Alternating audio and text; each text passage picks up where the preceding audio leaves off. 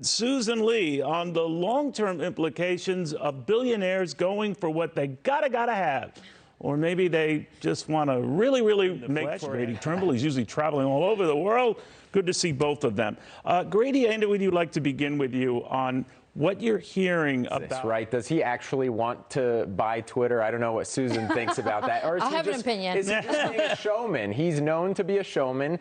Twitter is sort of a toy for him in many ways. He uses it when he wants to pick a bone with people or get something off his chest. Well, I actually think Elon Musk needs Twitter because if you think about it, and you know Tesla, is that he doesn't even have a marketing or communications department. He himself sells Tesla, and he needs Twitter in order to do that. Do you really think so? I think so, absolutely. There's a vested interest there for him to own and control. But it's not the allure Twitter. it once was. I mean, I was surprised to read this. It wasn't too long ago we were hearing, well, Facebook is for old fogies like you, Cavuto. The hit new thing is Twitter. Then I come to discover today, no, Twitter's passé. We're on to other things.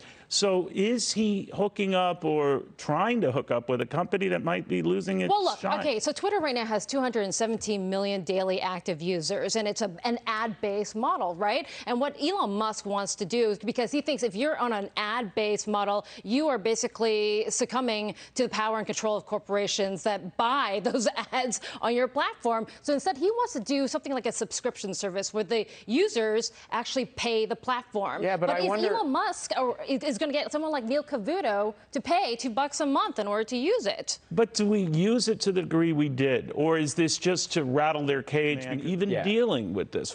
That's where I raise the serious issue. $5 billion in revenue right, and a year they wanted for Twitter? to go to $7 billion and increase their users to $300 million in just a few years' time. But there is concern about whether or not a man who I would say probably is the most consequential CEO on the planet right now. We know he's very innovative, very visionary, but is he a social media expert? Yes, he's sending rockets to space. He's building electric cars, and investors in Tesla and SpaceX would probably want him to focus on that's these what I'm wondering. Now, SpaceX right is now private venture. It's worth hundreds.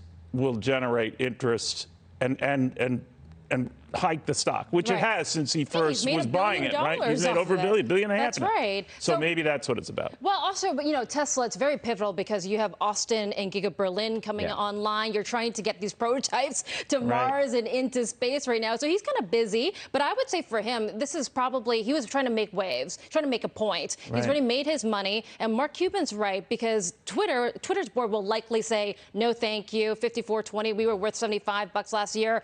You are undervaluing our company. 54.20, by the way, the 420 part of that.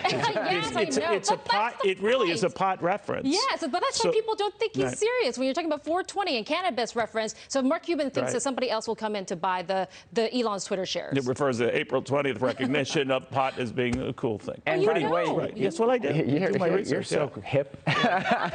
See, and the viewers don't give me enough credit for that. Guys, I want to thank you both very, very much. Now, there is this separate drama.